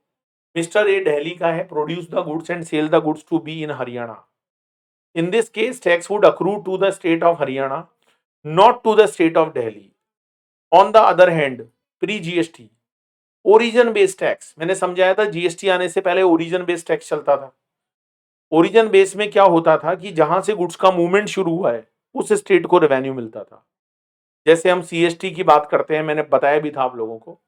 लेकिन ओरिजिन, जब सीएसटी ओरिजिन स्टेट को मिलता था तो आगे वाला स्टेट उसकी क्रेडिट कैसे देगा? अगर आप दिल्ली से हरियाणा सामान लेकर जा रहे हो और सेंट्रल सेल्स टैक्स अगर दिल्ली कलेक्ट कर लेगा तो हरियाणा सरकार जब आगे टैक्स लगाएगी तो वो क्रेडिट नहीं देगी। लेकिन अगर यही प्रिंसिपल डेस्टिनेशन पर बेस होगा तो दिल्ली से जब हरियाणा जाएगा तो टैक्स हरियाणा को मिलेगा और हरियाणा में फिर आगे फर्दर सप्लाई होगी तो क्रेडिट भी मिल जाएगी। तो ये इसका सबसे बड़ा बेनिफिट है, इसीलिए हम इसको डेस्टिनेशन बेस्ड टैक्स बोलते हैं। Central sales tax would have been levied by centre and collected by the state of Delhi, not by the state of Haryana. ये पुराना सिस्टम था, लेकिन अब सिस्टम भैया डेस्टिनेशन बेस हो गया है, अब ओरिजिन बेस नहीं है। क्वेश्चन नंबर 5 बहुत इंपॉर्टेंट है, इस पर छोटे बड़े सभी तरह के क्वेश्चंस एग्जाम में आ सकते हैं। डिस्कस द लेविएबिलिटी ऑफ जीएसटी और अदरवाइज ऑन द फॉलोइंग। मैं आपको कुछ आइटम्स के नाम बता रहा हूं और आप लोगों को ये बताना है कि इन आइटम्स पे जीएसटी का लेवी होगा या नहीं होगा, और होगा तो कैसे होगा, ये आप लोगों को बताना है। सबसे पहले alcoholic liquor for human consumption. जल्दी से बताओ दोस्तों, आज ही पढ़ाया था, क्या अल्कोहलिक लिकर पर एक्साइज ड्यूटी लगती है? अरे नहीं लगती, कॉन्स्टिट्यूशन में ही मना है। तो फिर क्या लगती है? सारे पावर स्टेट के पास है, एक्साइज तक स्टेट लगाती है, वैट और सेल टैक्स भी स्टेट लगाती है। देखो यही लिखा है, ये लिखा है कि जो अल्कोहलिक लिकर है वो जीएसटी रिजीम से बाहर है। द मैन्युफैक्चरिंग और production of liquor continue to be subjected to state excise duty, and जब उसकी इंटर स्टेट या इंट्रा स्टेट सेल होगी तो वैट और सीएसटी भी उसी के अकॉर्डिंग लगेगा। ये सारी बातें डियर समझ में आई आप लोगों को। Second point, petroleum, crude, diesel, petrol, ATF and natural gas, ये 5 आइटम है जिनको हम पेट्रोलियम प्रोडक्ट्स बोलते हैं। क्या इन पर एक्साइज लगता है? दोस्तों मैं आपको चार्ज ऑफ जीएसटी चैप्टर पढ़ाऊंगा, साफ मना कर रखा है कि अभी इन पर जीएसटी नहीं लगेगा। लेकिन दोस्तों क्या कॉन्स्टिट्यूशन में मना है? ना, कॉन्स्टिट्यूशन में तो मना नहीं है, ये तो जीएसटी काउंसिल के डिसीजन पर डिपेंड करेगा। देखो लिखा हुआ भी है। लेकिन ये मत सोचना कि इन पे टैक्स नहीं लग रहा, लग रहा है, पुराने वाले टैक्स लग रहे हैं। देखो crude, diesel, petrol, ATF, natural gas as regards, ये जितने भी पेट्रोलियम प्रोडक्ट्स हैं, they are not presently leviable to GST. GST will be levied on these products from a date to be notified on the recommendation of the council. Till such date, excise duty, central excise, इन पर state नहीं लगती, इन पर central excise duty लगती है। केवल शराब है जिसके ऊपर स्टेट एक्साइज ड्यूटी लगती है। Continue to be levied on manufacturing and production of petroleum, crude, diesel, petrol, ATF and natural gas. Inter state और intra state sale of the same is subject to CST और VAT. हाँ, लेकिन जब आप इनको cell करोगे, देखो manufacturing पर तो लगेगी सेंट्रल एक्साइज ड्यूटी, लेकिन जब आप इनको सेल करोगे तो सेल चाहे इंटर करो या इंट्रा करो, वैट लगे या सीएसटी लगे, sale tax is the exclusive matter of state government, तो ये स्टेट गवर्नमेंट को मिलेगा। ये सारा जो है ना, ये सारा किसको मिलेगा? स्टेट गवर्नमेंट को मिलेगा दोस्तों, ये सारा स्टेट गवर्नमेंट को मिलेगा। टॉबैको, टॉबैको पे हमको क्या करना? Tobacco is within the preview of GST. जो टॉबैको होता है ना माय डियर फ्रेंड्स, टॉबैको वो जीएसटी के प्रीव्यू में आता है, वो जीएसटी के प्रीव्यू में आता है। बताओ कहां बाहर किया हुआ है टॉबैको? कहीं भी बाहर नहीं है। मैं आपको चार्ज ऑफ जीएसटी पढ़ाऊंगा, वहां पर भी केवल पेट्रोलियम प्रोडक्ट्स पे अभी रेट इज नॉट नोटिफाइड, लेकिन जो टॉबैको है, रजनीगंधा, पान मसाला, विमल, दाने दाने में केसर का दम, चैनी खैनी चैन से मजा लो, तो ये जितने भी टॉबैको आइटम्स हैं भाई, इनको जीएसटी से बाहर नहीं किया गया है, इनको जीएसटी से बाहर नहीं किया गया है। लेकिन मजे की बात देखो, सरकार डबल गेम खेल रही है, ना तो इनको जीएसटी से बाहर किया और ना ही इन पर से पुराने टैक्सेस हटाए, क्योंकि ये वो आइटम्स हैं दोस्तों जिन्हें लोग जमकर यूज करते हैं, चैनी खैनी का मजा लेते हैं दोस्तों। कितना भी महंगा कर दो तो सरकार इन पर रेवेन्यू कमाती है। और मैं आपको बता दूं माय डियर फ्रेंड्स, यहां पर सरकार दोनों तरह का रेवेन्यू यहां पर कमाकर चलती है, दोनों तरह का रेवेन्यू। मतलब गवर्नमेंट इसके ऊपर जीएसटी भी लगाएगी और गवर्नमेंट इनके ऊपर जो है बाकी के जो टैक्सेस हैं, जैसे एक्साइज ड्यूटी है, वो भी लगाएगी, सब लगेगा। तो ये वो आइटम है दोस्तों जिनके ऊपर जीएसटी भी है, और ये वो आइटम है जिनके ऊपर एक्साइज ड्यूटी भी है। दोनों तरह की लेवी इनके ऊपर होती है। हाँ, लेकिन जो अदर प्रोडक्ट्स हैं, जैसे ओपीएम हो गया, इंडियन हेम्प हो गया, अदर नारकोटिक ड्रग्स हो गए, अदर नारकोटिक ड्रग्स, नशीले जो पदार्थ होते हैं, ओपीएम, गांजा है, भांग है, नशीले पदार्थ हैं, नारकोटिक्स हैं, वो सब जीएसटी के अंडर में आते हैं, क्योंकि जीएसटी में उनको बाहर ही नहीं किया। लेकिन स्टेट गवर्नमेंट इनके ऊपर एक्साइज भी लगाएगी।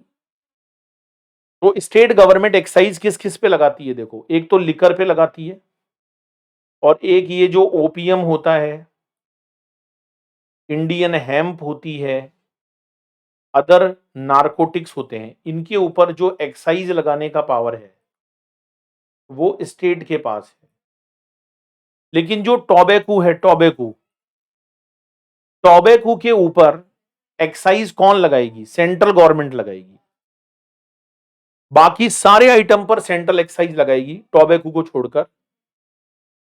टॉबैको पर भी सेंट्रल लगाएगी, बाकी गुड्स पर भी सेंट्रल लगाएगी, लेकिन जो एल्कोहलिक लिकर है, जो ओपीएम है, जो इंडियन हेम्प है, जो अदर नारकोटिक ड्रग्स हैं, इनके ऊपर स्टेट एक्साइज ड्यूटी लगती है। अच्छा, मजे की बात है, इन पे जीएसटी भी लगता है। तो आप इसको ऐसे लर्न कर सकते हो कि एल्कोहलिक लिकर पर जीएसटी नहीं लगेगा, वो जीएसटी के प्रीव्यू से ही बाहर है, कॉन्स्टिट्यूशन में ही मना है। उन पर केवल स्टेट एक्साइज ड्यूटी और स्टेट का जो वैट है वो एप्लीकेबल होगा। दूसरी बात है, petroleum, crude, diesel, petrol, ATF, natural gas, ये जीएसटी के एम्बिट में तो आते हैं, बट अभी इनकी रेट नोटिफाइड नहीं है, तो इनके ऊपर सेंट्रल एक्साइज ड्यूटी भी लगती है, और साथ में स्टेट वाले जो वैट और सेल टैक्स हैं वो भी लगते हैं। टॉबैको आइटम जीएसटी के प्रीव्यू में है, तो इन पर जीएसटी भी लगेगी और सेंट्रल एक्साइज ड्यूटी भी लगेगी। ठीक है ना, जीएसटी भी लगेगा और सेंट्रल एक्साइज ड्यूटी भी लगेगी। इसके अलावा जो इंडियन हेम्प है, ओपीएम है, नारकोटिक ड्रग्स है, ये भी जीएसटी के प्रीव्यू में आते हैं, इन पे जीएसटी भी लगती है, और साथ में जीएसटी के साथ साथ जीएसटी भी लगेगा यहां पर, और जीएसटी के साथ साथ यहां पर जो स्टेट वाली एक्साइज ड्यूटी है वो भी यहां पर लगाई जाएगी, तो ये 4 पॉइंट्स हैं दोस्तों जिन्हें आप लोगों को बहुत अच्छे से याद करना है। राइट, चलो अब हम लोग यहां पर क्वेश्चन नंबर 6 पर आ जाते हैं। क्वेश्चन नंबर 6, क्वेश्चन नंबर 5 समझ में आ गया सब लोगों को? अब हम लोग यहां पर क्वेश्चन नंबर 6 पर आ जाते हैं। Under GST only value addition is tax and burden of tax. Under GST जो है only value addition is tax and burden of tax is to be borne by final consumer. GST के अंदर क्या होता है दोस्तों? वैल्यू एडिशन पर tax लगता है। पहले भी हमारी कंट्री में वैल्यू एडिशन के ऊपर ही टैक्स लगाया जाता था, पहले भी हमारी कंट्री में वैल्यू एडिशन के ऊपर ही टैक्स लगाया जाता था, लेकिन जो फाइनल बर्डन है वो कंज्यूमर पर आता है। क्या ये स्टेटमेंट सही है दोस्तों? क्या ये स्टेटमेंट सही है? The answer is correct, the statement is correct, because मैं आप लोगों को बता दूं, ये स्टेटमेंट बिल्कुल करेक्ट है दोस्तों। और ऐसा केवल जीएसटी में नहीं था, अरे ऐसा जीएसटी आने से पहले भी होता था। बस ये जो वैट सिस्टम है, ये जो क्रेडिट सिस्टम है, इसको मॉडिफाई किया गया है। पहले स्टेट वाले टैक्स का सेंट्रल से क्रेडिट आप बिल्कुल नहीं ले पाते थे, कोई मैकेनिज्म ही नहीं था। अब मैकेनिज्म आ गया, अब आईजीएसटी आ गया दोस्तों, अब मैकेनिज्म बन गया। तो आप इस स्टेटमेंट को बोलोगे it is correct statement. GST is a destination based tax on consumption of goods और service. It is levied at all stages right from the manufacturing up to final consumption with credit of taxes paid at previous stage available as set off। तो ये सारी बातें समझ में आ गई आप लोगों को? इज इट क्लियर और नॉट? क्वेश्चन नंबर 6 समझ में आया? यस। इसके बाद हम लोग क्वेश्चन नंबर 7 करेंगे। इसके बाद हम लोग क्वेश्चन नंबर 7 करेंगे। Which are the commodities which have been kept outside the preview of GST? कौन कौन से आइटम है भाई, कौन कौन से आइटम है जिन्हें जीएसटी के प्रीव्यू से बाहर किया गया है? Examine the status of taxation of such commodities after introduction of GST. तो ऐसे कौन कौन से आइटम्स हैं जो जीएसटी के प्रीव्यू से बाहर हैं? Examine the status of taxation of commodity after introduction of GST. तो दोस्तों मेरी बात को बहुत ध्यान से सुनिएगा। कॉन्स्टिट्यूशन अमेंडमेंट एक्ट आया, कौन कौन से आइटम बाहर है जल्दी से बताओ। एल्कोहलिक लिकर बाहर है या नहीं है बोलो? एल्कोहलिक लिकर, हां सर वो तो कॉन्स्टिट्यूशन से ही बाहर है।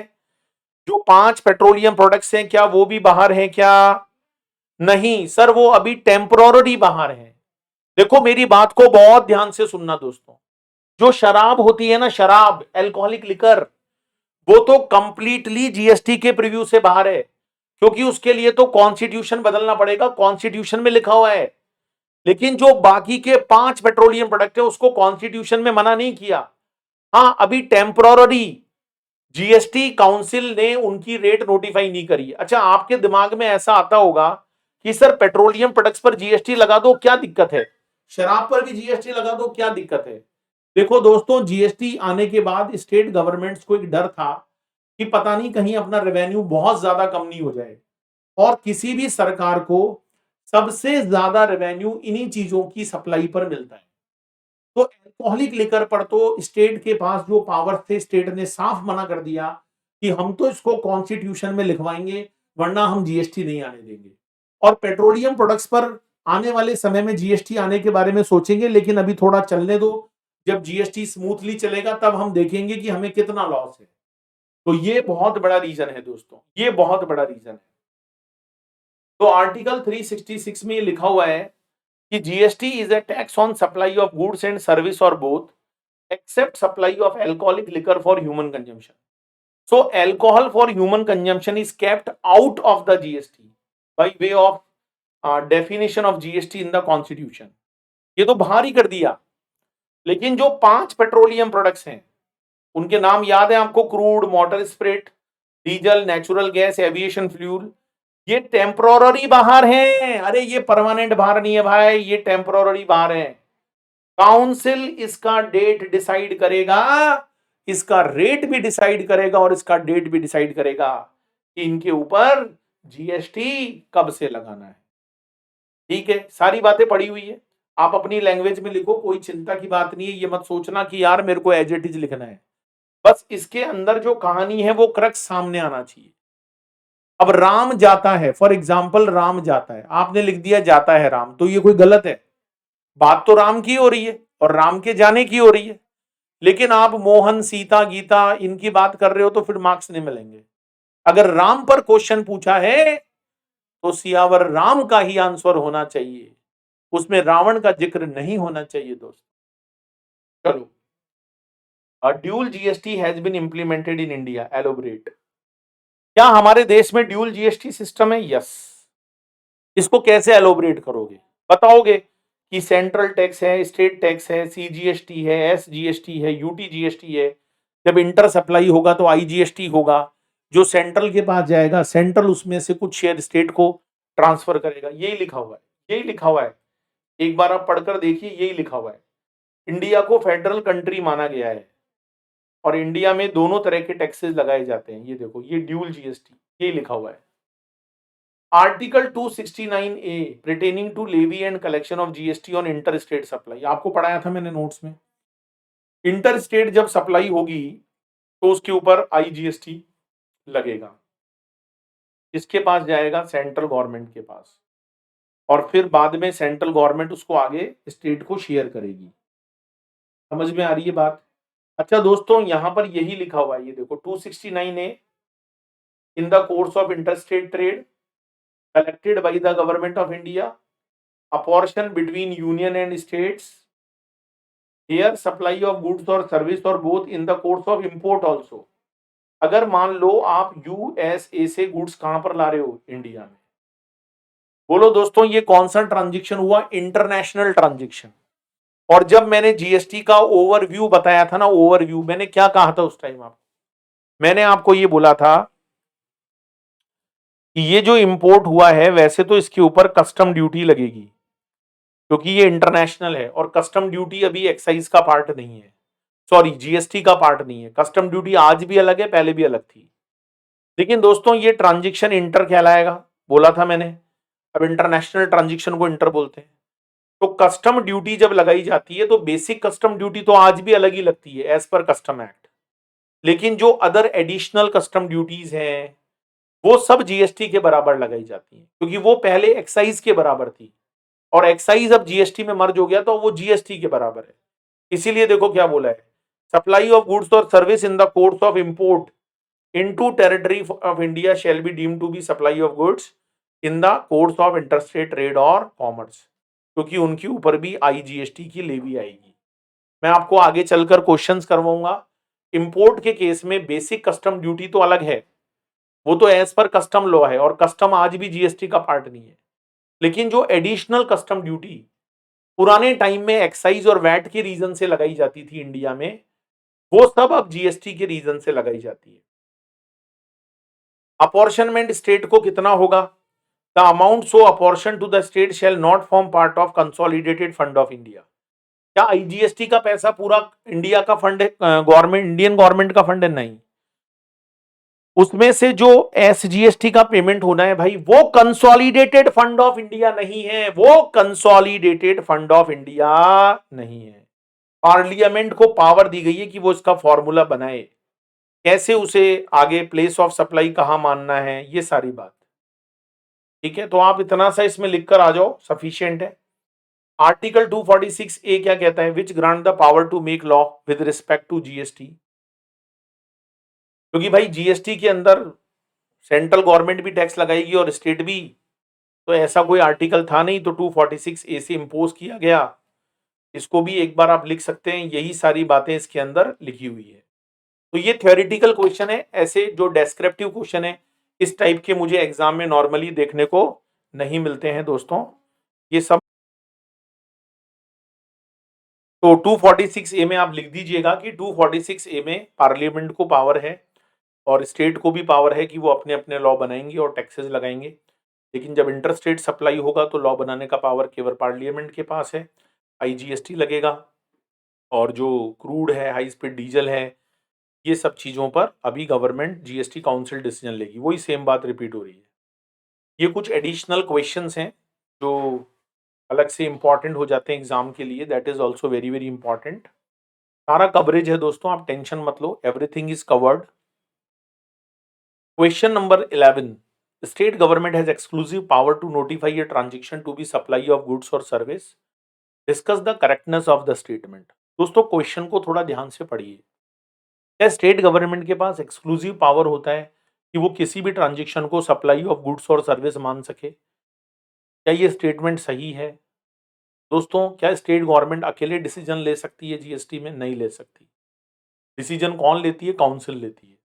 तो the statement is not correct. The statement is not correct. State government can notify a transaction to be supply of goods or service, but only on the recommendation of the council. Further, government on the recommendation of the GST council can also notify an activity to be the supply of goods and not supply of service. ठीक है, तो ये ध्यान रखने की बात है. Central government on the recommendation of the council can also notify an activity to be an supply of goods and not supply of service, or supply of service and not supply of goods, or neither a supply of goods nor a supply of service. तो ये सारा काम council का है और council की recommendation पर central government इस चीज को नोटिफाई करती है. ये पावर स्टेट गवर्नमेंट के पास नहीं है. Enumerate any 5 matters on which council may make recommendation under article 279A of the constitution of India. 279A किस चीज का था, याद है आप लोगों को? याद दिलाऊं मैं आपको. 279A मैंने आप लोगों को पढ़ाया था. That is in relation to council, GST council recommendatory body. तो 279A में जीएसटी काउंसिल के वो 5 मैटर्स बताओ जिस पर वो डिसीजन लेती है. तो सारी चीज़ों पे लेती है. थ्रेशोल्ड लिमिट, रेट क्या लगानी है, ठीक है, स्पेशल प्रोविजंस क्या इंट्रोड्यूस करने हैं, पेट्रोलियम क्रूड इनके ऊपर कब से जीएसटी लगेगा, ये भी काउंसिल ही डिसाइड करेगी. किसी चीज़ को उसका प्रिंसिपल क्या होगा, इंटर स्टेट और इंट्रा स्टेट सप्लाई कब मानी जाएगी, जीएसटी से एग्जम्पशन कैसे मिलेगी, ये सारे काम, ये सारे डिसीजंस कौन लेती है? काउंसिल. ये सारे मैंने आप लोगों को नोट्स में लिखवाए हैं. तो अगर आप मेरे नोट्स में लिखाई हुई चीज़ों को देखोगे, आप उतना भी कवर कर लोगे तो it is more than sufficient. ये देखो लिखवाया है यहाँ पर. Important issues like tax rate, exemption, threshold limit, dispute resolution, इतना भी लिख दोगे तो it is more than sufficient. ठीक है, तो ज़रूरी नहीं है कि हम सारे पॉइंट ईच एंड एवरी लिखें. Who are the members of the council? Enumerate any 2 recommendations that can be made by the council. तो काउंसिल के अंदर मेंबर्स कौन होते हैं ये मैं बता ही चुका हूँ. पहला, union finance minister is the chairman. जो स्टेट यूनियन मिनिस्टर है वो इसका मेंबर होता है. और इसके अलावा बाकी जितने भी मेंबर्स होते हैं वो स्टेट के मिनिस्टर्स होते हैं. ठीक है, रिकमेंडेशंस वही सारी पॉइंट्स दोबारा रिपीट हुए हैं जो भी आपने क्वेश्चन नंबर 12 में पढ़े थे, वही सारे रिपीट हुए हैं. तो चांस बहुत कम है कि डायरेक्ट इस तरह के थ्योरी बेस्ड क्वेश्चन आएंगे, लेकिन इन्हीं में से एमसीक्यू बेस्ड क्वेश्चन बन जाएगा. Why was there is a need for making a constitutional amendment for introduction of GST? Discuss significant provisions. तो ये मैं ऑलरेडी आपको करा चुका हूँ, डबल रिपीट हो रहा है कि कॉन्स्टिट्यूशनल अमेंडमेंट करने की ज़रूरत क्यों पड़ी. अभी अभी हमने थोड़ी देर पहले ही डिस्कस किया था कि 101 अमेंडमेंट एक्ट आया. ये सारे पॉइंट्स यहाँ पर रिपीट हो रहे हैं, इसको एक बार आप लोग देख लीजिएगा. तो इतना बड़ा सारा पॉइंट्स हैं, इनमें ये सारी चीज़ें लिखी हुई हैं. इसमें आपको ये भी बताया हुआ है कि भाई 2016 में आया था, तो इतना सब कुछ आपको नहीं लिखना है. This is a common point. Write a short note on various list provided under 7 schedule to the constitution of India. तो ये 3 लिस्ट होती है, यूनियन, स्टेट और कॉन्करेंट लिस्ट. ठीक है, इसके बारे में आपको बताना था. यूनियन लिस्ट के अंदर 97 एंट्रीज होती हैं. ठीक है, स्टेट लिस्ट में आपकी 66 एंट्रीज होती हैं, कॉन्करेंट लिस्ट में 47 होती है. अगर आपको एंट्रीज के टोटल नंबर याद नहीं भी हैं तो चलेगा. बस आप तो ये लिख देना, यूनियन लिस्ट में जो मैटर्स होते हैं उन पर सेंट्रल गवर्नमेंट को एक्सक्लूसिवली लॉ बनाने का पावर होता है. स्टेट लिस्ट में जो मैटर होते हैं उसके ऊपर एक्सक्लूसिवली स्टेट गवर्नमेंट को पावर होता है. और कॉन्करेंट लिस्ट में जो मैटर होते हैं उन पर दोनों सरकार को लॉ बनाने का पावर होता है.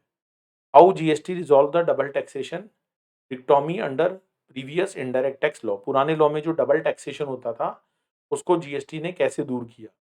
देखो, जीएसटी आने से पहले मैंने बताया था हमारे देश में एक्साइज लगती थी, सर्विस टैक्स लगता था. ठीक है, और स्टेट्स के अंदर वैट लगता था, अलग अलग पावर होते थे. तो प्री जीएसटी में क्या होता था, जैसे आप इंटरस्टेट परचेज करते थे दूसरे राज्य से, तो सेंट्रल सेल्स टैक्स उस राज्य को मिलता था जो ओरिजिन स्टेट है. तो डेस्टिनेशन स्टेट में जब आप आगे बेचोगे तो उसका क्रेडिट नहीं मिल पाता था. तो उससे क्या होता था, टैक्स पर टैक्स लगता था. There are many law on which single transaction. जैसे मैंने आपको रेस्टोरेंट का एग्जाम्पल दिया था जब मैं नोट्स बनवा रहा था, कि आप रेस्टोरेंट में खाना खाने गए, आपका बिल आया 1000 रुपये का. तो वैट डिपार्टमेंट कहता है इसमें 70% गुड्स है, तो उन्होंने 700 रुपये पर वैट लगा दिया. सर्विस टैक्स वाले बोलते हैं 40% सर्विस है, तो उन्होंने 400 पे सर्विस टैक्स लगा दिया. तो इसका मतलब 100 रुपया, जो 1000 में से 100 रुपया ऐसा है जिस पर वैट भी लग गया और सर्विस टैक्स भी लग गया। तो पहले अलग-अलग पावर होने से ये होता था, सर्विस टैक्स वाले अपनी चलाते थे, सेल टैक्स जो वैट स्टेट का था वो अपनी चलाते थे। तो एक ही आइटम पर वैट भी लग जाता था सेम अमाउंट पे और सेम अमाउंट पे सर्विस टैक्स भी लग जाता था। अब ये जीएसटी इंप्लीमेंट होने के बाद में खत्म हो गया, क्योंकि ये सब जीएसटी में सबसूम्ड हो गए एक्सेप्ट कस्टम ड्यूटी, ठीक है? और अब आप जब भी टैक्स आगे परचेजिंग करते हो तो उसकी आपको क्रेडिट भी मिल जाती है, चाहे आप सेम स्टेट से करो या अनदर स्टेट से करो। ड्यूल जीएसटी मॉडल आपको मैं ऑलरेडी बता ही चुका हूँ, जैसे मैनी कंट्रीज में सिंगल यूनिफाइड जीएसटी सिस्टम है, लेकिन हमारे देश में जो फेडरल कंट्रीज हैं, देखो कई जगह पर केवल सेंट्रल गवर्नमेंट होती है, तो वहाँ पर तो सिंगल जीएसटी सिस्टम है, लेकिन हमारे देश में ओनली सेंट्रल नहीं है, हमारे स्टेट गवर्नमेंट्स भी होती हैं। तो हम फेडरल कंट्रीज हैं, तो हमारे यहाँ ड्यूल जीएसटी मॉडल होता है, जैसे ब्राज़ील में है, कनाडा में है। Dual GST system is prevalent, GST is levied by both central as well as state. तो यही सारी बात आपको यहाँ पर बोली है। सेंट्रल और स्टेट टैक्सेस जो जीएसटी में सबसूम्ड हो गए, ये पूरी लिस्ट बनवाई थी मैंने। ये सेंट्रल वाले टैक्स हैं और ये आपके स्टेट वाले टैक्स हैं। ये सारे क्वेश्चंस आपके कवर हो रहे हैं, everything is covered by the notes. कोई भी क्वेश्चन आपका नोट्स के बाहर नहीं है। तो चलिए दोस्तों, क्वेश्चंस भी हमारा यहाँ पर कंप्लीट हो गया है। इसके बाद में नेक्स्ट चैप्टर आपको सप्लाई पढ़ाऊंगा, क्योंकि supply is the backbone of GST. इसके सबसे पहले हम नोट्स बनाएंगे और सप्लाई चैप्टर में हम साथ में क्वेश्चंस भी करते जाएंगे। अभी फर्स्ट चैप्टर में तो क्या था, बेसिक था, तो मैंने सारे क्वेश्चन एक साथ करवाए आपको। लेकिन आगे के चैप्टर्स में मैं क्या करूंगा, जो जो नोट्स करवाऊंगा उसके साथ में ही उसका रेस्पेक्टिव क्वेश्चन आपको सॉल्व करवा दूंगा, ताकि आपके क्वेश्चन भी कॉन्सेप्ट के साथ में ही रिजॉल्व हो जाए। Thank you very much, tata bye bye दोस्तों। लास्ट में एक ही बात बोलूंगा, जोश दिल में जगाते चलो और जीत के गीत गाते चलो। Thank you very much, tata bye bye.